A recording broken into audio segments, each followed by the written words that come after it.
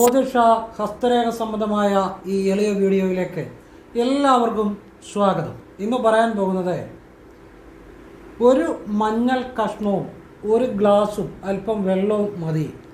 ഈ പറയുന്ന ഒരു കാര്യം നിങ്ങൾ വീട്ടിൽ ചെയ്താൽ വീട്ടിലേക്ക് ദിവസവും വളരെ വലിയ സാമ്പത്തികം വന്നു ചേരും. ഒന്ന് ചെയ്തു നോക്കുക, നല്ല കാര്യമാണ്. ഞാൻ പറയുന്ന ഓരോ കാര്യവും ചെയ്തവർക്ക് അതിൻ്റേതായ ഗുണങ്ങൾ ഉണ്ടായിട്ടുണ്ട്. അപ്പോൾ അത് പച്ചപ്പട്ട് വെച്ച അനുഭവം തന്നെ ഞാൻ പറഞ്ഞു. അതായത് ഒരു പെട്ടിവണ്ടി മേടിക്കാൻ പറ്റി, 3 ലക്ഷം രൂപ ഒരാൾ സഹായിച്ചു. പിന്നെ അതുപോലെ ദിവസവും പണം വരുന്നു. പച്ചപ്പട്ട് വെച്ച ഒരുപാട് പേരുടെ അനുഭവങ്ങളുണ്ട്.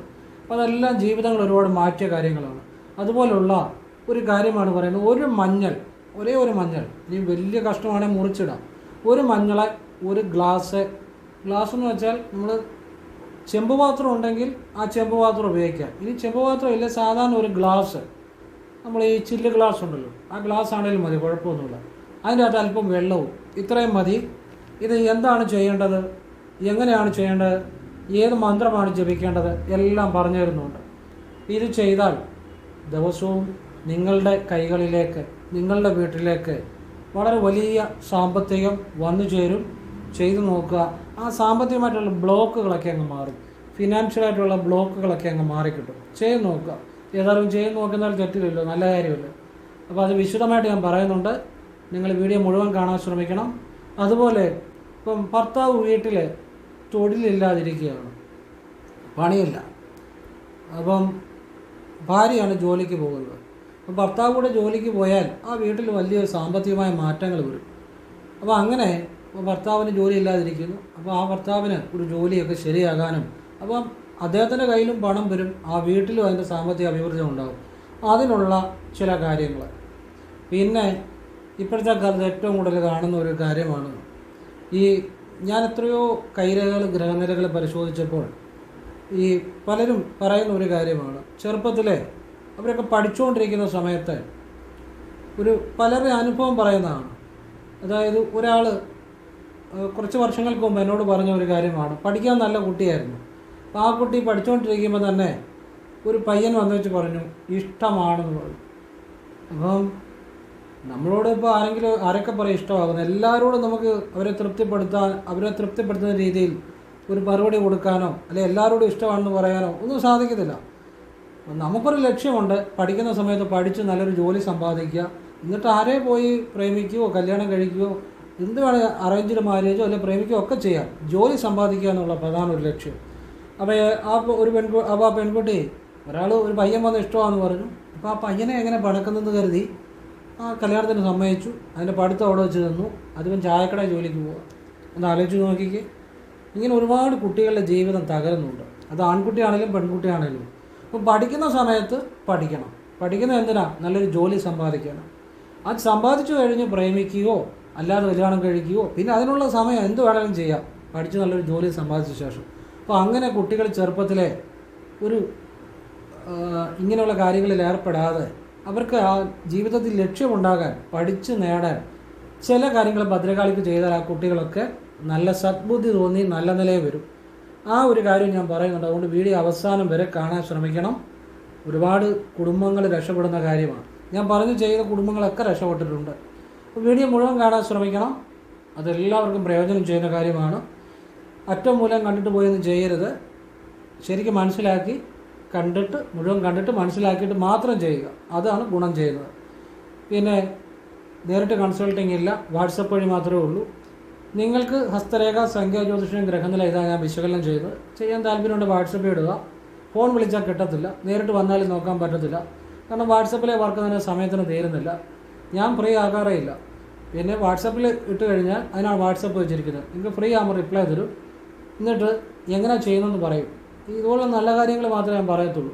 ഏതൊരു സാധാരണക്കാരനും ചെയ്യാവുന്ന നല്ല കാര്യങ്ങൾ, ലളിതമായ കാര്യങ്ങൾ, അത് ചെയ്യാവുന്നുള്ളവർ ചെയ്യുക, അല്ലെങ്കിൽ ചെയ്യണ്ട. അതൊക്കെ അവനവൻ്റെ ഇഷ്ടം. അപ്പം ഞാനങ്ങനെ എന്നിട്ട് മുൻഗണനാക്രമത്തിൽ ഡേറ്റ് ഇട്ട് കൊടുക്കുകയാണ്. അങ്ങനെ ഡേറ്റ് ഇട്ട് വിടുകയാണ് ചെയ്യുന്നത്. അല്ലാതെ ഞാൻ ഫ്രീ ആകാറില്ല. അപ്പം സാഹചര്യം പറഞ്ഞതേ ഉള്ളൂ. ഫോൺ വിളിച്ചാലും കിട്ടത്തില്ല. ഞാനിതെല്ലാ വീഡിയോയിലും പറയുന്നുണ്ട്. ഫോൺ വിളിച്ചാലും കിട്ടത്തില്ല, എടുക്കാൻ പറ്റത്തില്ല. കാരണം വർക്ക് ചെയ്തുകൊണ്ടെങ്കിൽ എടുക്കാൻ പറ്റത്തില്ല. പിന്നെ ഞാനൊരു ശിവയോഗിയാണ്, എനിക്ക് സാധനമുണ്ട്, പലതുമുണ്ട്. ഇങ്ങനെ പറഞ്ഞിട്ടും 10 മിനിറ്റ് ഇടവിട്ട് 103 മിസ് കോളൊക്കെയാണ് വന്നുകൊണ്ടിരിക്കുന്നത്. ഒന്ന് ആലോചിച്ച് നോക്കി. അപ്പോൾ അത് എനിക്കൊന്നും പറയാനില്ല. ഞാൻ ഓരോ ശാസ്ത്രം ശിവനെ ലയിച്ച് വിദ്യ ചെയ്യുന്ന ആളാണ്. നമ്മൾ പറയുന്നത് അത് അനുസരിച്ചില്ലെങ്കിൽ ആ ഗുരുത്വം പോയി കഴിഞ്ഞാൽ അത് എത്ര എവിടെയൊക്കെ പോയി എന്തൊക്കെ ചെയ്യാനും ഗുരുത്വം കിട്ടത്തില്ല. അപ്പോൾ വിളിക്കരുത്, നിങ്ങൾ വാട്സപ്പിൽ ഇടാൻ പറഞ്ഞാൽ അത് ചെയ്താൽ മതി. അത് ആ സാഹചര്യമാണ്. അത് മനസ്സിലാകുന്നവർ ചെയ്യുക, അല്ലാത്തവർ അവരുടെ വഴിക്ക് ചെയ്യുക. ഞാനൊന്നും പറയുന്നില്ല. കർമ്മം എന്താണേലും അവനവൻ ചെയ്യുന്ന കർമ്മമാണ് അവനവനെ തിരിച്ചടിക്കുന്നത്. ഗുരുത്വം കളയരുത്. അപ്പോൾ പ്രത്യേകിച്ച് നമ്മളെപ്പോലെ ഓരോ ശാസ്ത്രത്തിലും ശിവവിദ്യ ചെയ്യുന്ന അങ്ങനെയുള്ളവരൊക്കെ പറയുന്നത് നമ്മൾ കേട്ടാൽ അതിൻ്റെ ഗുണം ഉണ്ടാവും. വിളിക്കരുതെന്ന് പറഞ്ഞാൽ അതെനിക്ക് എടുക്കാൻ സമയമില്ലാത്തതുകൊണ്ടാണ്. ഇത് സാഹചര്യമാണ്. അപ്പോൾ വാട്സപ്പ് ഇടുക. വാട്സപ്പ് ഇട്ടാൽ എല്ലാവർക്കും റിപ്ലൈ തരാൻ പറ്റത്തില്ല. പറ്റുന്നവർക്ക് ഫ്രീ ആകുമ്പോൾ ഉള്ള കാര്യം സത്യസന്ധമായിട്ടാണ് പറയുന്നത്. അപ്പോൾ ഞാൻ ഒന്നുകൂടെ പറഞ്ഞതേ ഉള്ളൂ. ഇനി വിളിക്കാതിരിക്കുക അതൊന്നും എനിക്ക് വിഷയമല്ല. അത് എടുക്കാൻ പറ്റത്തില്ല, സാഹചര്യം പറഞ്ഞതേ ഉള്ളൂ. വാട്സപ്പ് ഇടുക. എനിക്ക് ആരോടും യാതൊരു വിരോധവുമില്ല. എല്ലാവരും ഈശ്വരൻ അനുഗ്രഹിക്കട്ടെ. ഞാൻ എൻ്റെ സാഹചര്യം പറഞ്ഞതേ ഉള്ളൂ. വാട്സപ്പ് ഇട്ടാൽ മതി.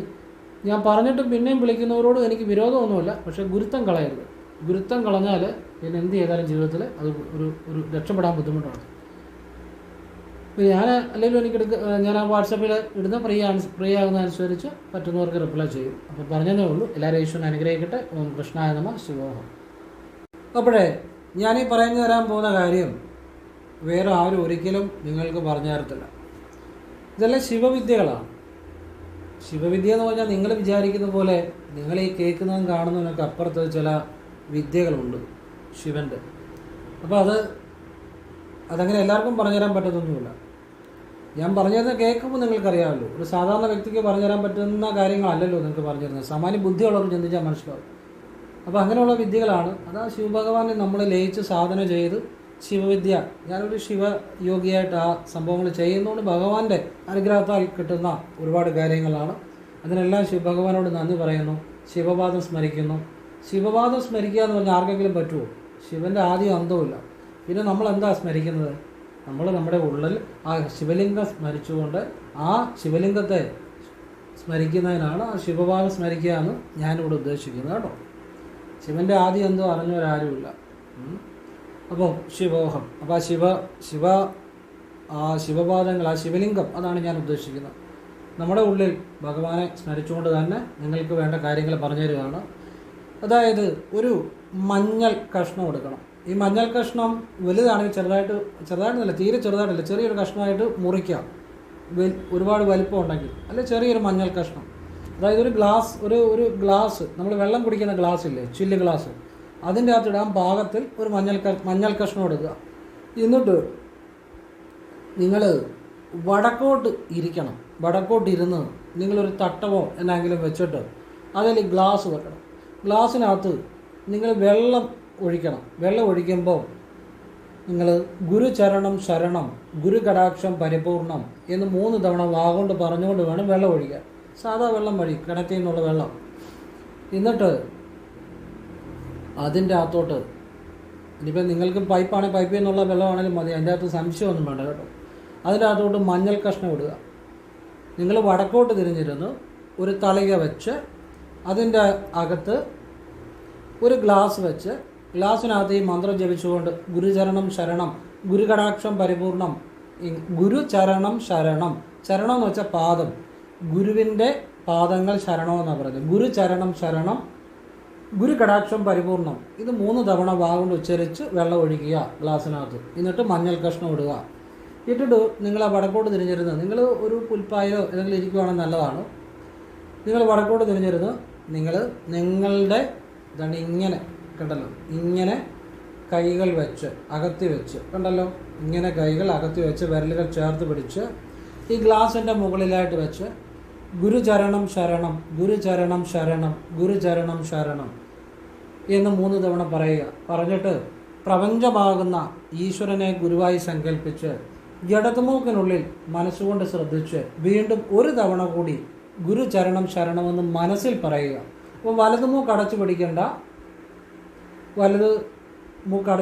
രണ്ട് മൂക്കിലൂടെ ശ്വാസം എടുക്കുക വിടുകയൊക്കെ ചെയ്യുക. പക്ഷെ നിങ്ങളുടെ മനസ്സുകൊണ്ട് ഇടത് മൂക്കിലെ ശ്വാസത്തെ ശ്രദ്ധിച്ച് ഗുരുചരണം ശരണമെന്ന് 3 തവണ പറയുന്ന കൂടാതെ 3 തവണ പറയുന്ന വാഗൊണ്ട, 1 തവണ മനസ്സു കൊണ്ട് പറയുക. 1 തവണ മനസ്സിൽ പറയുക. നിങ്ങളുടെ ശ്രദ്ധ ഇടതുമൂക്കിനുള്ളിലെ ശ്വാസത്തിനായിരിക്കണം. എന്നിട്ട് ആ ഇടതുമൂക്കിനുള്ളിൽ തന്നെ ശ്രദ്ധിച്ചുകൊണ്ട് ഇങ്ങനെ മനസ്സിൽ പറയുക: മഹാഗുരുവേ ഈശ്വര, പ്രപഞ്ചഗുരുവേ ഈശ്വര, എല്ലാം എനിക്ക് അനുകൂലമായി തീരണേ, എല്ലാം എനിക്ക് അനുകൂലമായിട്ട് വരണേ. ഞാൻ ഇറങ്ങി പുറപ്പെടുന്ന ഏതൊരു കാര്യങ്ങളും എനിക്ക് അനുകൂലമായിട്ടും, എനിക്ക് ചുറ്റുമുള്ള എല്ലാവരും എനിക്ക് അനുകൂലമായിട്ടും, ഞാൻ ചെയ്യുന്ന കാര്യങ്ങളെല്ലാം എനിക്ക് പൂർണ്ണ വിജയങ്ങളും, അതോടൊപ്പം എനിക്ക് സമ്പത്തും ഐശ്വര്യവും ആ ജ്ഞാനവും, ജ്ഞാനമെന്ന് വെച്ചാൽ അനുഭവം എന്നാണ് ഇവിടെ അർത്ഥം കേട്ടോ. ജ്ഞാനമെന്ന് വെച്ചാൽ പുസ്തകം വായിക്കുന്ന ജ്ഞാനമല്ല, അനുഭവം, ഗുരുവിൻ്റെ അനുഭവം. ഗുരുവെന്ന് ഞാൻ ഈശ്വരനെ സങ്കല്പിക്കുന്ന കേട്ടോ, അനശ്വരനായ ഈശ്വരനെ.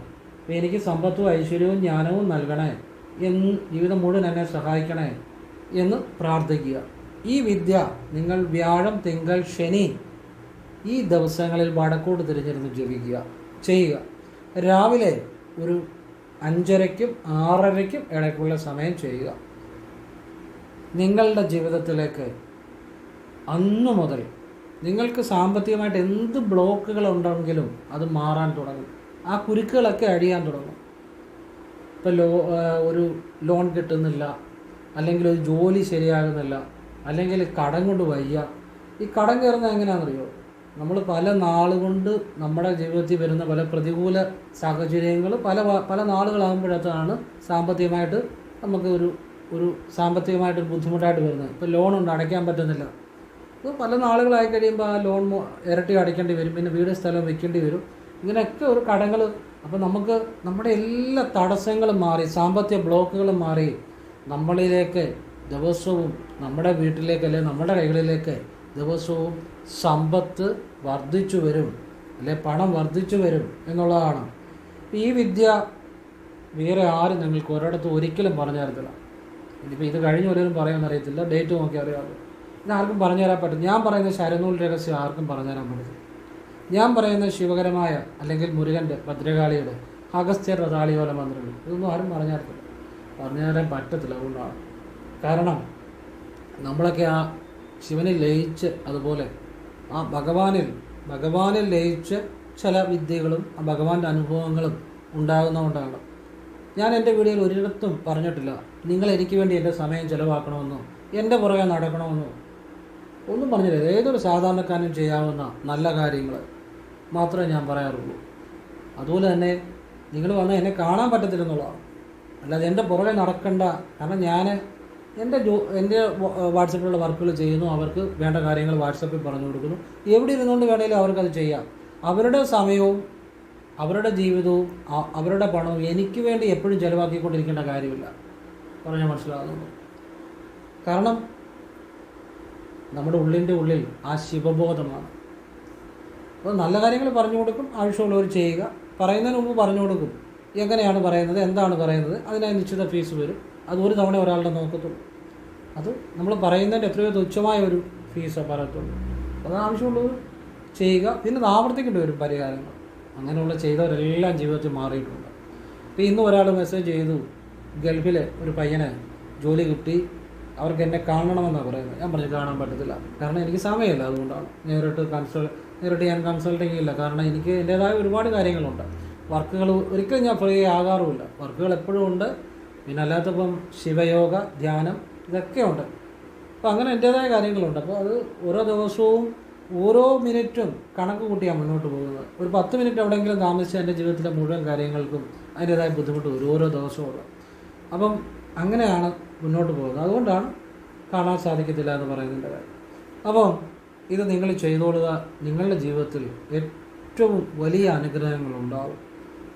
ഇത് ഇനിയിപ്പോൾ പലർക്കും സംശയമുണ്ട്, ഈ വെള്ളം എവിടെ കളയാം, ഈ മഞ്ഞൾ എവിടെ കളയാം, ഈ ഇതും പിടിച്ചുകൊണ്ട് നടക്കണോ എന്നൊക്കെ സംശയമുണ്ട്. ഒന്നും സംശയിക്കേണ്ട.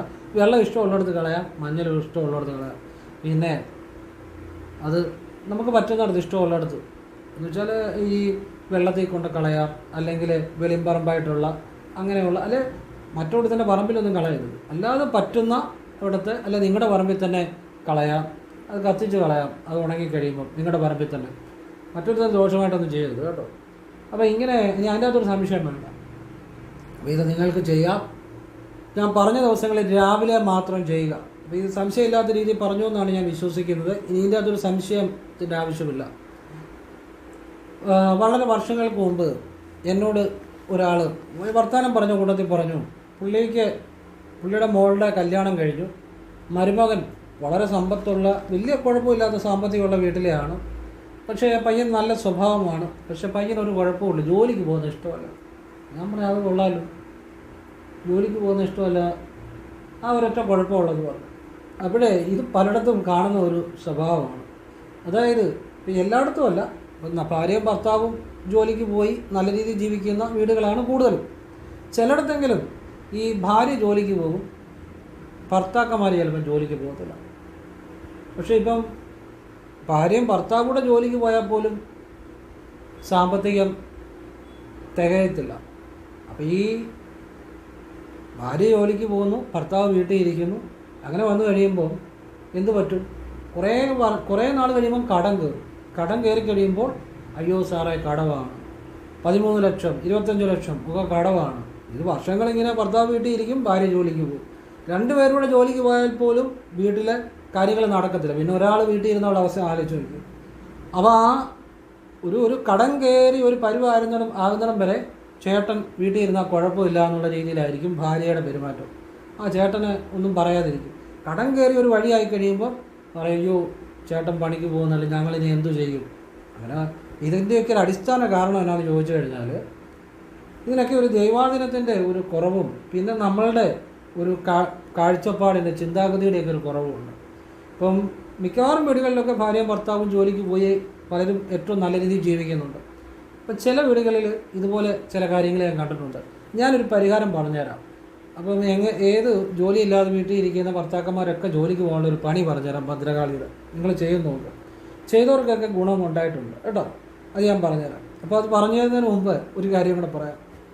അതായത് ഈ ജോലിയില്ലാതെ വീട്ടിലിരിക്കുന്ന ഈ ഭർത്താക്കന്മാരുടെ ചില പൊതു സ്വഭാവങ്ങളുണ്ട്. എന്നാണെന്നറിയോ? ഞാൻ ഒരുപാടടുത്ത് കണ്ടിട്ടുണ്ട്, അതുകൊണ്ടാണ് പറഞ്ഞത്. എന്നാലേ 90% വീടുകളിലും ഭാര്യയും ഭർത്താവും കൂടെ ജോലിക്ക് പോയി സന്തോഷമായിട്ട് ജീവിക്കുന്നതാണ്. അവർക്കൊന്നും ഒരു കുഴപ്പമില്ല. ഒരു 10% ഈ വീടുകളിൽ ഭർത്താക്കന്മാർ അല്ലെ 10 അല്ലെ ഒരു 5% കുറച്ചേ ഉള്ളൂ. എന്നാലും ചിലയിടത്തെങ്കിലും കണ്ടിട്ടുണ്ട്. അതായത് ഈ ഭാര്യ ജോലിക്ക് പോകുന്നത് കുടുംബത്തിന് വേണ്ടി കൂടുതൽ ത്യാഗം ചെയ്യുകയാണ്. അതായത് ഭർത്താവിനെ കൂടെ സംരക്ഷിക്കുക എന്നുള്ളൊരു അഭിമാനവും ഒക്കെ അതിൻ്റെ അകത്തുണ്ട്. പക്ഷേ സാമ്പത്തികമായിട്ട് വരുമ്പോൾ വീട്ടിൽ ഒരു കാര്യം നടക്കത്തില്ലെന്നുള്ളതാണ്. രണ്ടുപേരോട് പോയാലല്ലേ നടക്കത്തുള്ളൂ. അപ്പോൾ ഈ ഭർത്താവ് വീട്ടിൽ ഇരിക്കും. ഞാൻ കണ്ടിട്ടുണ്ട് പലയിടത്തും. അതായത് ഈ ജോലിക്ക് പോകാത്ത ചില ഭർത്താക്കന്മാർ വീട്ടിൽ ഇരുന്ന് രാവിലെ അവരധികം സംസാരിക്കത്തൊന്നുമില്ല. വീട്ടിൽ ഇരുന്ന് രാവിലെ പത്രം എടുക്കും. രാവിലെ തൊട്ട് ഇങ്ങനെ പത്രം വായനയാണ്. അപ്പോൾ ഞാൻ കണ്ടിട്ടുണ്ട്. ഞാൻ വർഷങ്ങൾക്ക് മുമ്പ് ഇതുപോലെ ഒരിടത്ത് ഞാൻ കണ്ടതാണ്. അപ്പം ഞാൻ രാവിലെ അത് വീട്ടിൽ അങ്ങനെ നടന്നു പോകുമ്പം ഈ ജോലിക്ക് പോകാത്ത പുള്ളി ഇരുന്ന് ഇങ്ങനെ വായിക്കും, പത്രം വായന. അപ്പോൾ നമ്മൾ പോയാലും ഒന്നും ശ്രദ്ധിക്കത്തില്ല, ആരും ശ്രദ്ധിക്കത്തില്ല. ഉച്ചവരെ ഇരുന്ന് പത്രം വായിക്കും. പത്രം ഇങ്ങനെ എന്തോ എനിക്കറിയത്തില്ല ഉച്ചവരെ എങ്ങനെ വായിക്കുന്നതെന്ന്. എന്തോ വായിക്കുന്നു. ഉച്ചയാകുമ്പോൾ ഭാര്യ ഉടനെ ജോലിക്ക് പോകുന്നിടത്ത് നിന്ന് ഉച്ചയ്ക്ക് ഉണ്ണാൻ വരുമ്പോൾ ചോറുണ്ണാൻ വിളിക്കും. ഉടനെ ഈ പത്രം വായിക്കുന്ന പുള്ളിക്ക് അപ്പോഴും തിരക്കാം. പുള്ളിയുടെ പത്രം തിരിച്ച് വെച്ച് കഴിയട്ടെ എന്ന് പറഞ്ഞ് വീണ്ടും പത്രം വായിക്കുകയാണ്. ഒന്നായി ഭാര്യയെ നിർബന്ധിക്കും, ചേട്ടാ കഴിക്കുക. ഭാര്യ കടം കയറുന്നിടം വരെ നിർബന്ധിക്കത്തില്ല. മിക്കവാറും ഭാര്യമാർ പലയിടത്തും കടം കയറി ഒരു വഴിയാകുമ്പോഴേ ചേട്ടനെ നിർബന്ധിക്കത്തില്ല. അതുവരെ ചേട്ടാ എന്നൊക്കെ വിളിച്ചിരിക്കും. അപ്പോൾ ഇങ്ങനെ പിന്നെ പത്രം വായിച്ച് ഭാര്യ നിർബന്ധിച്ച് കഴിയുമ്പോൾ ഉടനെ പത്രം പതുക്കെ മടക്കി, വളരെ പതുക്കെ കവിതയും മടക്കി പത്രം ഇങ്ങനെ അവിടെ വെച്ചിട്ട് ഒന്ന് കഴിക്കാൻ പോകും. കഴിച്ചു കഴിഞ്ഞാൽ ഉടനെ വന്ന് വെച്ച് പിന്നെയും പത്രം കൊടുക്കും. പിന്നെയും പത്രം വായന. എനിക്കറിയത്തില്ല, ഇത് ആളുകളുടെ ഒരു ഒളിച്ചോടുന്ന ഒരു പരിപാടിയാണ്. സ്വന്തം ഒരു ഉത്തരവാദിത്തത്തിൽ നിന്ന് ഓടിച്ചോ. ഇങ്ങനെ പത്രം വായിച്ചിട്ട് ഒരു 5 മണി 6 മണി വരെ പിന്നെ പത്രം വായിക്കും. അപ്പോൾ ഭാര്യ പിന്നെ ഉച്ചകഴിഞ്ഞ് ജോലിക്ക് പോകും. അവരെവിടെയൊക്കെയോ ജോലിക്ക് പോയി ഒപ്പിച്ചുകൊണ്ട് വരും. അപ്പോൾ എന്നിട്ട് ഒരു 6 മണി ആകുമ്പോൾ പതുക്കെ ഒരു ഷർട്ട് കുടഞ്ഞ് ഷർട്ടൊക്കെ ഇട്ട് മുടിയൊക്കെ ചീകി എല്ലാം മീശയൊക്കെ ശരിയാക്കി ഒരു 6 മണിയാകുമ്പോൾ ടൗണിലേക്ക് ഇറങ്ങും. കാരണം ഈ സമയത്ത് ആരും അധികം ചോദിക്കത്തില്ല ജോലി ഉണ്ടായിരുന്നോ. കാരണം ആളുകൾ ജോലി കഴിഞ്ഞ് വരുന്ന സമയമല്ലേ. അതൊക്കെ ബുദ്ധിപരമായിട്ടാണ് ചെയ്യുന്നത്. ജോലിക്ക് പോകാനുള്ള മടി കൊണ്ട് ഇങ്ങനെയുള്ള ചില വീടുകളിൽ ഞാൻ കണ്ടിട്ടുണ്ട്. അപ്പം ഒരു 6:30 ആകുമ്പോൾ കവലയിലോട്ട് ഇറങ്ങും. പിന്നെ അടുത്ത ദിവസം ഇത് തന്നെ ആരംഭിക്കും. ഇങ്ങനെ ഒരു വർഷം അല്ലെങ്കിൽ 3 വർഷം 4 വർഷം ആകുമ്പം ലോണ് ചിലപ്പോൾ ഇവരെടുത്തിട്ടുണ്ടായിരിക്കും. ഒരു ഭാര്യ തന്നെ പോകുന്നതുകൊണ്ട് ലോണൊന്നും അടഞ്ഞു പോകത്തില്ല, വീട്ടിലെ കാര്യങ്ങളാണ് നടന്നു പോകത്തില്ല. അപ്പോൾ കടം കയറി കഴിയുമ്പോൾ പിന്നെ ആരുടെ കുഴപ്പമാണ്? ഈശ്വരൻ്റെ കുഴപ്പമാണ്, സമയത്തിൻ്റെ കുഴപ്പമാണ്, ഈശ്വരൻ്റെ കുഴപ്പമാണ്. പിന്നെ സാറേ എനിക്ക് കടം കയറി ഒരു പരുവായി, എന്തെങ്കിലും ഒരു മാർഗം പറഞ്ഞോ എന്നൊക്കെ പറയും. ശരിക്കും പറഞ്ഞാൽ ദൈവാധീനം ഇല്ലായ്മ കൊണ്ടാണ് ഈ മടി ഇങ്ങനെയുള്ള കാര്യങ്ങൾ ഉണ്ടാകുന്നത് തന്നെ. പക്ഷേ എങ്കിൽ പോലും നമുക്ക് നമ്മളുടേതായ ഒരു ഉത്തരവാദിത്വ ബോധം കൂടെ വേണം. അതുകൂടെ ഉള്ളവരെയാണ് ഈശ്വരൻ അനുഗ്രഹിക്കുന്നത്. അല്ലാതെ കഷ്ടപ്പെടുന്നവനും കൂടെയാണ് ഈശ്വരൻ, അതുകൂടെ മനസ്സിലാക്കണം. അപ്പം ഇനി ഇങ്ങനെയുള്ളവർ ഒരു പൊതു സ്വഭാവം കൂടെ, ഇവർ ഈ അടുത്തുള്ള വീടുകളിലൊക്കെ എന്നാണെങ്കിലും സഹായിക്കണമെങ്കിൽ ഇവർ ഓടിച്ചിടും. എന്നിട്ട് ഇവരങ്ങോട്ട് കയറി സഹായിക്കും, പൈസ ഒന്നും മേടിക്കത്തില്ല. അപ്പോൾ ഈ നാട്ടുകാരെയൊക്കെ ഒന്ന് കയ്യിലെടുക്കാൻ പറ്റും. അപ്പോൾ നാട്ടുകാരൊന്നും അങ്ങനെ നമ്മളെ ഉപകാരം ചെയ്യുന്ന ഒരാളെ എപ്പോഴും ജോലിക്ക് പോകുന്നുണ്ടോ എന്ന് ചോദിക്കത്തില്ല. അങ്ങനെയുള്ളൊരു തന്ത്രവും കൂടി ഇതിനകത്ത് പ്രയോഗിക്കും. അപ്പം ഇതിങ്ങനെ കുറേ ജീവിതം മുന്നോട്ട് കൊണ്ടുപോകുന്ന ആളുകളെ ഞാൻ കണ്ടിട്ടുണ്ട്. എന്നിട്ട് ലാസ്റ്റ് കടം കയറി ഒരു പരുവായി കഴിയുമ്പോൾ ഈ ഭാര്യയ്ക്ക് ചേട്ടനോട് കുറേ വിരോധം തോന്നും. അതുവരെ ചേട്ടനെ സംരക്ഷിക്കുക എന്നുള്ള ഒരു അഭിമാനം. പിന്നെ മനസ്സിലാകുന്നത് ഇത് നമുക്ക് പണിയാകും, 2 പേർക്കും പണിയാകും, വീട് സ്ഥലം വിൽക്കേണ്ടി വരും. അപ്പം ഉടനെ അമ്പലത്തിൽ പോകാൻ തുടങ്ങും, പരിഹാരം ചെയ്യാൻ തുടങ്ങും. പിന്നെ വീട് വിൽക്കാനാണ് അടുത്ത പരിപാടി. ഇതിൻ്റെ ഒന്നും ആവശ്യമുണ്ടല്ലോ, ഇതിൻ്റെ ഒന്നും ആവശ്യമില്ല. നമ്മുടെ ഒരു ഉത്തരവാദിത്വം മനസ്സിലാക്കി പ്രവർത്തിച്ചാൽ നമ്മൾ കഷ്ടപ്പെടുന്നതിൻ്റെ കൂടെയാണ് ഈശ്വരൻ. എൻ്റെ അടുത്ത് ഒരു പ്രാവശ്യം ഒരാളിരുന്ന് ഇങ്ങനെ വർത്തമാനം പറയുക. പുള്ളി അങ്ങനെ പണിക്കൊന്നും പോകത്തില്ല. അപ്പം പുള്ളിയോട് വേറൊരാൾ ചോദിച്ചു, എന്നാ ജോലിയെന്ന് ചോദിച്ചു. പുള്ളി പറഞ്ഞു ബിസിനസ്സാണ്. ഈ പണിക്ക് പോകാത്ത പലരും പറയുന്ന ഒരു ഇതാണ് ബിസിനസ്സാണ്. എനിക്കറിയത്തില്ല എന്നാ ബിസിനസ്സാണ്, പിന്നെ ഞാനൊന്നും മിണ്ടാൻ പോയില്ല. അപ്പോൾ എന്തോ ആയിക്കോട്ടെ, ഇതൊക്കെ പൊതുവായിട്ട് കണ്ടുവരുന്ന ചില കാര്യങ്ങളാണ് ഞാൻ കാരണം സമൂഹത്തിൽ ഒരു 5%, 95% ആ വീടുകളിലെ ഭാര്യയും ഭർത്താവും ഒക്കെ ജോലിക്ക് പോയി ഭംഗിയായിട്ട് ജീവിക്കുന്ന വീടുകളാണ്. ഇനി അഥവാ ഭർത്താവ് ജോലിക്ക് പോകാൻ ഭാര്യയ്ക്ക് ജോലിയില്ലേ പോലും ഭാര്യയ്ക്ക് വീട്ടിൽ തന്നെ ഒരുപാട് ജോലിയുണ്ട്. ഭർത്താവിനാണെങ്കിലും നല്ലൊരു ജോലി ഉണ്ടായാൽ മതി. ഈ ഭർത്താക്കന്മാർ വീട്ടിൽ ഇരിക്കുമ്പോഴാണ് മൊത്തം തകടം മറിയുന്നത്. അപ്പോൾ അങ്ങനെ ഒരു 5% വീടുകളിലെങ്കിലും പലപ്പോഴും ഇങ്ങനെ കാണാറുണ്ട്. ഒരുപാട് അനുഭവങ്ങളുടെ അടിസ്ഥാനത്തിലാണ് പറഞ്ഞത്. അപ്പോൾ ഏതായാലും നമുക്ക് ഈ ഭർത്താക്കന്മാരിങ്ങനെ ഈ മടി പിടിച്ചിരിക്കുന്നവരെ നമുക്ക് ജോലിക്ക് ഇറക്കി വിടാനൊരു പണിയുണ്ട്. അത് വെച്ചാൽ ജോലിക്ക് പോയി അവരുടെയിലും സാമ്പത്തികം വരും, പോയി തുടങ്ങിക്കഴിഞ്ഞാൽ അവർ നന്നാകും, അവർക്ക് സാമ്പത്തികം വരും, കുടുംബം രക്ഷപ്പെടും. അതായത് ഭദ്രകാളിക്ക് ഈ ഇദ്ദേഹത്തിൻ്റെ ഭർത്താവിൻ്റെ പക്കനാളിനും മലയാള മാസം ആദ്യത്തെ വെള്ളിയാഴ്ചയും, മലയാള മാസം ആദ്യത്തെ വെള്ളിയാഴ്ച വെക്കണ്ട, കുറച്ച് വെള്ളിയാഴ്ച അടുപ്പിച്ചൊക്കെ ചെയ്തു, സാധാ വെള്ളിയാഴ്ചയും ചെയ്തു. മലയാള മാസം പക്കനാളിനും പിന്നെ വെള്ളിയാഴ്ചകൾ കടുംബായുസ് രക്തപുഷ്പാഞ്ജലി ചെയ്യുക, ചുവന്ന പൂക്കൾ കൊണ്ടുള്ള അർച്ചന തിരുമേനിയോട് പറഞ്ഞ് ശ്രീകോവിലിനകത്ത് ചെയ്യുക.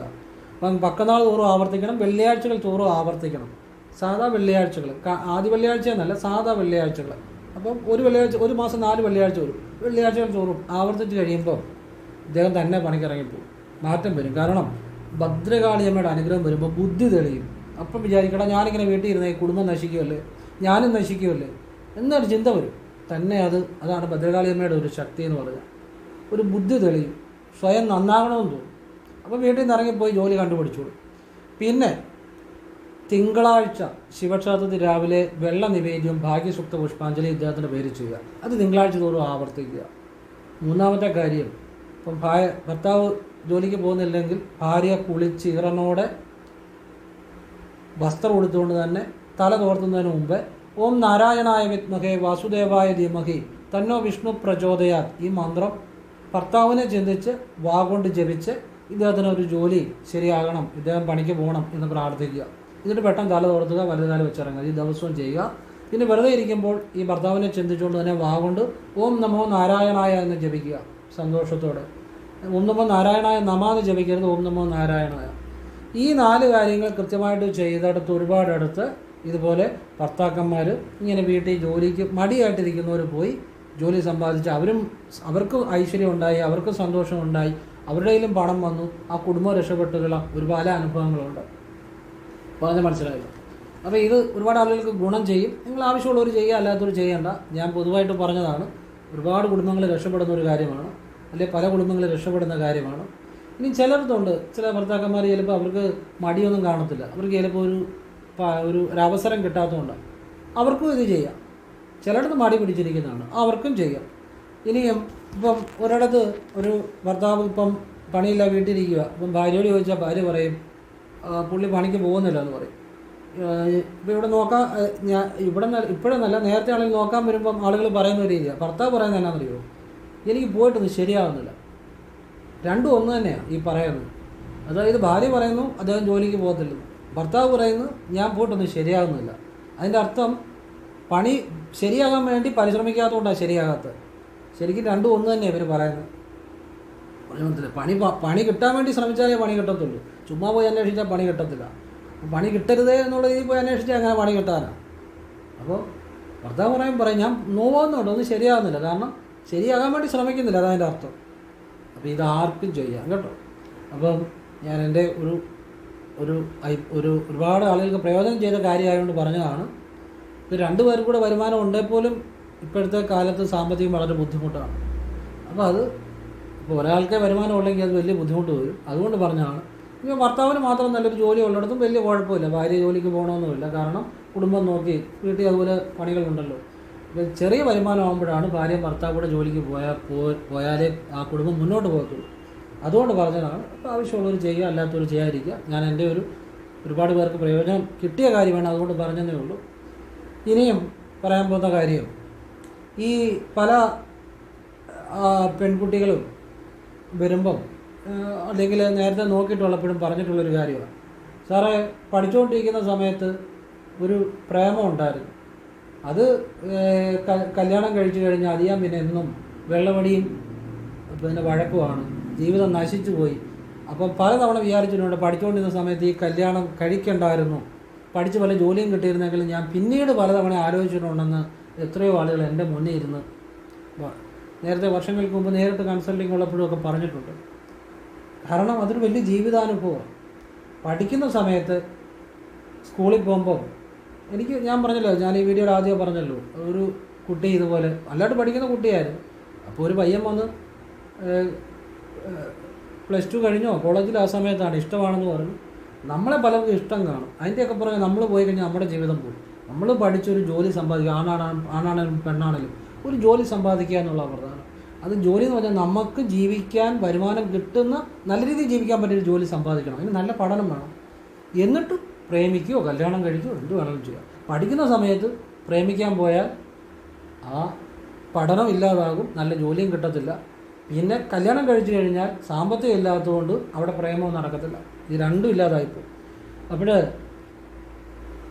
ഈ നമ്മൾ കൂടുതൽ ആളുകൾ ഇതൊക്കെ സിനിമയിലൊക്കെ കാണുമ്പോൾ, സിനിമയിലിപ്പം നായകൻ കോളേജിൽ പോകുന്ന പ്രേമിക്കാൻ വേണ്ടിയാണ്, പിന്നെ അല്ലെ നായകൻ ഒരു സ്ഥലത്ത് ജോലി ചെയ്യുമ്പോൾ ജോലി ചെയ്യാൻ വേണ്ടിയല്ല, പ്രേമിക്കാൻ വേണ്ടി, പ്രേമോ മൊത്തം കാണിക്കണം. അത് നമ്മൾ ആ സിനിമയ്ക്ക് വേണ്ടി അത് ചെയ്തേ പറ്റൂ. കാരണം ഒരു നായകനും നായികയും വേണം, അതിലൂടെ ആ സിനിമ ഓടുന്നത്, ആ സിനിമ മുന്നോട്ട് പോകുന്നത് അതിലൂടെ. പക്ഷേ ജീവിതത്തിൽ നമുക്ക് ഏറ്റവും അത്യാവശ്യം വേണ്ടത് ഒരു തൊഴിലാണ്. അതിനുശേഷമാണ് പിന്നെ പ്രേമം, കുടുംബം, അതിലേക്കൊക്കെ പോകേണ്ടത്. അല്ലാതെ നമ്മളെ വേറെ ആരും സഹായിക്കാൻ പറ്റത്തില്ല, അത് ആണാണേലും പെണ്ണാണേലും. അപ്പോഴേ ഈ പഠിക്കുന്ന സമയത്ത് ആണാണേലും പെണ്ണാണേലും പഠിക്കാൻ ശ്രമിക്കുക. അല്ലാതെ മറ്റു പ്രേമത്തിന് പുറകെ പോയി കഴിഞ്ഞാൽ ഇപ്പോൾ നമ്മളോട് പലരും വന്ന് ഇഷ്ടമാണെന്ന് പറയും. അതിൻ്റെ അന്ന് നമുക്ക് മറുപടി പറയാനോ ഒന്നും പോയി കഴിഞ്ഞാൽ നമുക്ക് ഇഷ്ടമല്ലെങ്കിൽ നമുക്ക് ഇഷ്ടമല്ല എന്ന് തന്നെ തുറന്ന് പറയാനുള്ള ധൈര്യം കാണിക്കണം. എന്തെങ്കിലും പ്രശ്നങ്ങളുണ്ടാവണേ വീട്ടിൽ പറയണം, മറ്റുള്ളവർ വേണം. നമ്മളല്ലാതെ ഒരാൾ എന്ത് വിചാരിക്കും, അത് ആണാണെങ്കിലും പെണ്ണാണെങ്കിലും എന്ത് വിചാരിക്കുമെന്ന് കരുതി നമ്മൾ ആ രീതിയിൽ പോയാൽ നമ്മുടെ പഠിത്തവും മുടങ്ങി ജീവിതം ഒരു വഴിയാകും. അപ്പോൾ ഇത് പഠിക്കേണ്ട സമയത്ത് പഠിക്കുക, പ്രേമിക്കേണ്ട സമയത്ത് പ്രേമിക്കുക, കുടുംബമായിട്ട് നടക്കേണ്ട സമയത്ത് കുടുംബമായിട്ട് നടക്കുക. ഇത് തലതിരിഞ്ഞ് പോകുമ്പോഴാണ് മുഴുവൻ പ്രശ്നം വരുന്നത്. നല്ലൊരു ജോലി കിട്ടിക്കഴിഞ്ഞാൽ നിങ്ങൾ പ്രേമിച്ചോ, പ്രേമിച്ച് വിവാഹം കഴിച്ചോ, അതിനൊന്നും ഒരു കുഴപ്പമില്ല. കാരണം ജീവിതത്തിൽ എപ്പോഴെങ്കിലും ഒരു തട്ടുകേട് കിട്ടിയാൽ നല്ലൊരു ജോലി ഇല്ലെങ്കിൽ ഒരു പെണ്ണാണെങ്കിലും ആണാണെങ്കിലും അവിടെ പെട്ടു. അവിടെ ഒരു ജീവിതത്തിൽ ദാരിദ്ര്യം വന്നാൽ അവിടെ ഒരു പ്രേമവും നടക്കത്തില്ല. അപ്പോൾ നല്ലൊരു ജോലി ആയിക്കഴിഞ്ഞ് പ്രേമിക്കുകയോ അല്ലെങ്കിൽ അറേഞ്ച്ഡ് മാരേജ് ചെയ്യുകയോ എന്ത് വേണമെങ്കിലും ചെയ്യാം. പക്ഷെ പഠിക്കേണ്ട സമയത്ത് പഠിച്ചാലേ നല്ലൊരു ജോലി കിട്ടത്തുള്ളൂ. അപ്പോൾ അതിന് ഒരുപാട് ആളുകളുടെ അനുഭവം എന്നോട് പറഞ്ഞിട്ടുണ്ട്, സാറേ പഠിക്കേണ്ട സമയത്ത് നല്ലതായിട്ട് പഠിക്കുമായിരുന്നു, പക്ഷേ അന്ന് ഇതുപോലെ പ്രേമത്തിന് പുറകെ പോയി ജീവിതം നശിച്ചു. ഇപ്പോൾ കല്യാണം കഴിഞ്ഞ് കഴിയുമ്പം ചിലപ്പം വഴക്കും ബഹളവും വെള്ളവടിയും ഒക്കെ ആയിരിക്കും. പിന്നെ ആ കല്യാണത്തിന് മുമ്പുള്ളൊരു പ്രണയം ആയിരിക്കത്തില്ല. പിന്നെ അതുപോലെ സാമ്പത്തിക ദാരിദ്ര്യം ഒരു പ്രധാന ഘടകവുമായിരിക്കും, നല്ലൊരു ജോലിയില്ലാതെ. അപ്പോൾ അതുകൊണ്ട് കുട്ടികൾക്ക് വേണ്ടി ചെയ്യാവുന്ന ഒരു കാര്യം പറയാം. കാരണം അവരുടെ ജീവിതത്തിൽ പഠിക്കുന്ന സമയത്ത് യാതൊരു തടസ്സങ്ങളുമില്ലാതെ ബുദ്ധി തെളിഞ്ഞ് ഒരു ലക്ഷ്യമുണ്ടായി പഠിക്കാനും ജോലി കിട്ടാനും ഒക്കെ അവർക്ക് ജീവിതത്തിൽ ഒരു നല്ല കാര്യം പറഞ്ഞു തരാം. അത് പക്കനാളിന് ഭദ്രകാളിക്ക് കടുംപായസവും രക്തപുഷ്പാഞ്ജലിയും ചെയ്യുക. അതോടൊപ്പം ചുവന്ന പൂക്കളും വെള്ളപ്പൂക്കൾ കൊണ്ട് അർച്ചന പറഞ്ഞ് തിരുമേനിയോട് പറഞ്ഞ് ശ്രീകോവിലിനുള്ളിൽ ചെയ്യുക. മലയാള മാസം ആദ്യത്തെ വെള്ളിയാഴ്ച രാവിലെയും കടുംപായസം രക്തപുഷ്പാഞ്ജലി ചെയ്യുക. ശ്രീകോവിലിനുള്ളിൽ ചുവന്ന പൂക്കളും വെള്ളപ്പൂക്കൾ കൊണ്ട് അർച്ചന ചെയ്യുക. രാവിലെ ഒരു ഗണപതി ഹോമം കൊടുക്കുക, വൈകിട്ട് ഒരു ഭഗവതി സേവ കൊടുക്കുക. ഇത് മാസത്തിൽ ഒന്ന് വീതം ആവർത്തിക്കുക. ഇനി ഗണപതി ഹോമം ഭഗവതി സേവയും ഒരു 4 മാസം കൂടുമ്പോൾ അല്ലെങ്കിൽ 3 മാസം കൂടുമ്പോൾ അല്ലെങ്കിൽ 4 മാസം കൂടുമ്പോൾ ഒരിക്കൽ വീതം ചെയ്താലും മതി. മലയാള മാസം ആദ്യ വെള്ളി പക്കനാള് ഈ പറഞ്ഞ കാര്യങ്ങൾ ആവർത്തിക്കുക. ഗണപതി ഹോമം ഭഗവതി സേവയും മാത്രം ഒരു 3 മാസത്തിലൊരിക്കൽ 4 മാസത്തിലൊരിക്കൽ ആവർത്തിച്ചാലും മതി. ഒരു കുട്ടിയും മോശമായ ഒരു ചിന്താഗതി പോകത്തില്ല. പഠിക്കുന്ന സമയം പഠിക്കും, ഒരു ലക്ഷ്യമുണ്ടായിരിക്കും, ഒരാളോട് നോ എന്ന് പറയാനും ഒരു ധൈര്യം ഉണ്ടാകും. നമ്മുടെ ജീവിതം തീരുമാനിക്കുന്നത് നമ്മളാണ്.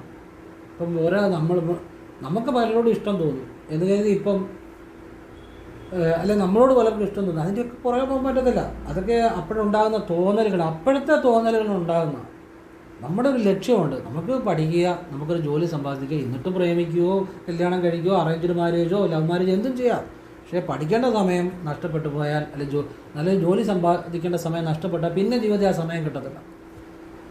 അപ്പോൾ നമുക്ക് ഇഷ്ടമല്ലാത്തവരെ ഇഷ്ടമല്ലെന്ന് പറയണം, അതിനുള്ള ധൈര്യം കാണിക്കണം. സിനിമ കാണുമ്പോഴാണ് അയ്യോ അത് ഈ ക്ലാസ്സിൽ വരുമ്പോൾ അവിടെ ഏതെങ്കിലും ഒരുതിനെ തപ്പിപ്പിടിച്ചെടുക്കണം, ഒരുതിനെ പ്രേമിക്കണം, അല്ലെങ്കിൽ ഒരു മോശം അല്ലെങ്കിൽ ശരിയാകത്തില്ല. കാരണം സിനിമയിലെല്ലാം അതായി കാണുന്നത്. അപ്പോൾ ആ ഒരു ചിന്താഗതി കൊണ്ടാണ് പിള്ളേർ കൂടുതലും ഈ വഴിക്ക് പോകുന്നത്. പക്ഷെ സിനിമ അങ്ങനെ ചെയ്യാൻ പറ്റത്തുള്ളൂ. അത് അവരുടെ ഭാഗം ശരിയാണ്. കാരണം അങ്ങനെ ഒരു പ്രണയമില്ല സിനിമ ആരും കാണത്തില്ല. പക്ഷെ എന്ന് കരുതി അത് ജീവിതത്തിൽ അത് യാഥാർത്ഥ്യമായിട്ട് വിചാരിക്കുന്നത് നമ്മുടെ ഭാഗത്താണ് കുറ്റം. അപ്പോൾ അതുകൊണ്ട് തന്നെ ഇപ്പോൾ കുട്ടികൾക്കൊന്നും പറഞ്ഞു കൊടുത്താൽ മനസ്സിലാകത്തില്ല. അവർക്ക് ഭദ്രകാളിക്ക് വഴിപാട് ചെയ്യുക. അവർക്ക് നല്ല ബുദ്ധി തോന്നാനും ബുദ്ധി തെളിയാനും ഉപകരിക്കും. അപ്പം അവർക്ക് ചിന്തിക്കും, അവരുടെ ജീവിതത്തിൽ വേണ്ടത് എന്താണെന്ന് ചിന്തിക്കും, അവർക്കൊരു ലക്ഷ്യമുണ്ടാകും. അപ്പോൾ അവർ പഠിച്ച് നല്ലൊരു നിലയിലെത്താനും എത്രയോ കഴിവുള്ള കുട്ടികളുണ്ടെന്നറിയോ. ഇതുപോലെ പഠിക്കുന്ന സമയത്ത് പല പ്രേമങ്ങളുടെ പുറകെ പോയി ഈ ജീവിതത്തിലൊന്നും ആകാതെ പോയ, ജീവിതം മുഴുവൻ കടത്തിലും ദാരിദ്ര്യത്തിലും ജീവിക്കുന്ന, അതായത് സാമ്പത്തിക ദുരിതം വന്നു കഴിയുമ്പോൾ പിന്നെ പ്രേമമൊന്നും നടക്കത്തില്ല. നല്ലൊരു ജോലി ഇല്ലെങ്കിൽ സാമ്പത്തികമായിട്ട് ദുരിതം വരുമെന്നുള്ള കാര്യം സംശയമൊന്നും വേണ്ട. കാരണം ഇപ്പോഴത്തെ കാലത്ത് ഒരു കുട്ടിയെ സ്കൂളിൽ ചേർക്കണമെങ്കിലോ ഡൊണേഷൻ കൊടുക്കണമെങ്കിലോ ഒക്കെ നല്ലൊരു ജോലി വേണം. തട്ടിമുട്ടിയൊന്നും പോയിട്ട് കാര്യമില്ല. അപ്പം കടം കയറി കഴിയുമ്പോൾ അല്ലെ സാമ്പത്തിക ദുരിതം വന്നു കഴിയുമ്പോൾ പിന്നെ അപ്പം പ്രേമിക്കാനൊന്നും പറ്റത്തില്ല. പിന്നെ അങ്ങോട്ടും ഇങ്ങോട്ടും ഒന്നും രണ്ടും പറഞ്ഞ് തെറ്റി ഇന്നും കലഹവും വഴക്കും ഒക്കെ ആയിട്ട് മുന്നോട്ട് പോകുന്ന എത്ര കുടുംബങ്ങളുണ്ടെന്ന് അറിയാം.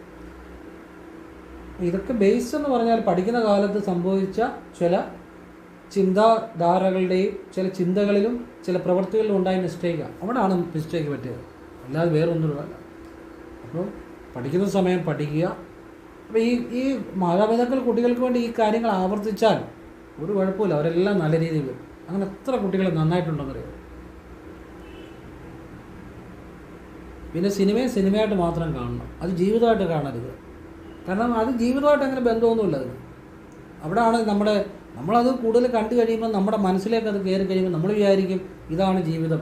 ഇപ്പം സിനിമയ്ക്കകത്ത് നമ്മളിപ്പോൾ നമ്മുടെ ഒരു പരിചയക്കാരൻ്റെ ഒരു പെങ്ങളെ കണ്ടു, സിനിമയ്ക്കകത്ത് ചിലപ്പോൾ ഉടനെ പ്രണയമാണ് കാണിക്കുന്നത്. നമ്മുടെ മനസ്സിൽ ആദ്യം വരുന്നത് ഇവളെ കയറി അങ്ങ് പ്രേമിച്ചാലോ, അല്ലെങ്കിൽ ഒരു പണക്കാരിയെ കണ്ടു, സിനിമയ്ക്കകത്ത് നായകൻ ചിലപ്പം പാവപ്പെട്ടവനായിരിക്കും, തീരെ പാവപ്പെട്ടവനായിരിക്കും, അവൻ വലിയ പണക്കാരിയായിരിക്കും കെട്ടുന്നത്. അപ്പോൾ ഇതൊക്കെ സത്യമാണെന്ന് കരുതി ഇതിൻ്റെയൊക്കെ പുറകെ പോകുന്ന പിള്ളേർക്ക് അവസാനം ഉണ്ടാകുന്ന അവസ്ഥ എന്ന് പറഞ്ഞാൽ ഒരു നല്ല കാര്യങ്ങളായിരിക്കത്തില്ല. എന്നാൽ ഒരുപാട് പ്രതിസന്ധികളുണ്ടാകും ജീവിതത്തിൽ. അതുകൊണ്ട് ഇനിയും വരുന്ന ആ കുട്ടികളെങ്കിലും നല്ല രീതിയിൽ വരാനും അവരുടെ ബുദ്ധി അവർ പ്രയോജനപ്പെടുത്താനും ഒക്കെ ഭദ്രകാളിയുടെ അനുഗ്രഹം നല്ലതാണ്. പിന്നെ മെഡിറ്റേഷൻ, ധ്യാനം, യോഗ ഇതുപോലുള്ള സത്സംഗങ്ങൾ, നല്ല കാര്യങ്ങളൊക്കെ കുട്ടികളെ പഠിപ്പിക്കുന്നത് നല്ലതാണ്. അപ്പം കുട്ടികൾക്ക് മനസ്സിലാകും ജീവിതത്തിൻ്റെ ഒരു റിയാലിറ്റി എന്താ പറഞ്ഞ് മനസ്സിലാകും. സത്യം ഇപ്പോൾ ഒരു ജീവിതത്തിൽ ആ സത്യസന്ധമായ കാര്യങ്ങൾ മനസ്സിലാകും. കുട്ടികളല്ലെങ്കിൽ കാണുന്നതിനെ കേൾക്കുന്നതിൻ്റെ എല്ലാം പുറകെ പോകും. അതൊക്കെ സത്യമാണെന്ന് വിചാരിച്ചു നമുക്ക് ചെയ്യാൻ തോന്നുന്ന കാര്യങ്ങൾ ചെയ്യുക. അപ്പം അതിനുള്ള ഒരു ആർജവും ഒരു ധൈര്യം ഒക്കെ കുട്ടികൾക്കുണ്ടാകും. ഇപ്പം കുട്ടികൾക്ക് ഇങ്ങനെയുള്ള സത്സംഗങ്ങൾ, നല്ല മെഡിറ്റേഷനുകൾ, നല്ല രീതിയിലുള്ള ഇതുപോലുള്ള കാര്യങ്ങളൊക്കെ പറഞ്ഞു കൊടുക്കുന്നതും ഇതുപോലെ ഭദ്രകാളികൾക്ക് നല്ല വഴിപാടുകൾ ചെയ്യുന്നതും ഒക്കെ അവരുടെ ഇച്ഛാശക്തി ഒക്കെ വർദ്ധിക്കുവാനും എന്ത് വേണം എന്ത് വേണ്ട എന്നുള്ള ഒരു കാര്യങ്ങൾ സ്വയം തീരുമാനം എടുക്കാനും ഒക്കെ ഉപകരിക്കും. ഇന്നത്തെ കാലത്ത് ഈ ഡൈവോഴ്സുകൾ കൂടുതൽ നടക്കുന്നതിൻ്റെ കാര്യം എന്താണെന്ന് അറിയാം. കാരണം നമ്മൾ തന്നെ എത്രയോ ഗ്രഹനിലകൾ നോക്കും മനസ്സിലാകുന്ന കാര്യമാണ്. ഈ ഭാര്യയുടെ ഭർത്താവിൻ്റെ കാര്യത്തിൽ തീരുമാനമെടുക്കുന്നത് കൂട്ടുകാരാണ്. പലപ്പോഴും കൂട്ടുകാരെ ഈ തീരുമാനമെടുക്കുന്നത്. അതുകൊണ്ടാണ് കൂടുതൽ ഡൈവോഴ്സുകൾ നടക്കുന്നത്. ഒരു ഭാര്യയും ഭർത്താവും ഒരു കസേരയ്ക്ക് അപ്പുറം ഇപ്പുറം എന്ന് പറഞ്ഞ് മനസ്സ് തുറന്ന് പറഞ്ഞാൽ തീരാവുന്ന കാര്യങ്ങളേ ഉള്ളൂ. പക്ഷേ ഈ ഭാര്യയുടെ ആണെങ്കിലും ഭാര്യയുടെ കൂട്ടുകാരിയായിരിക്കും പറഞ്ഞു കൊടുക്കുന്നത്, ഡൈവോഴ്സ് ചെയ്തേക്കുക, പറ്റത്തില്ല.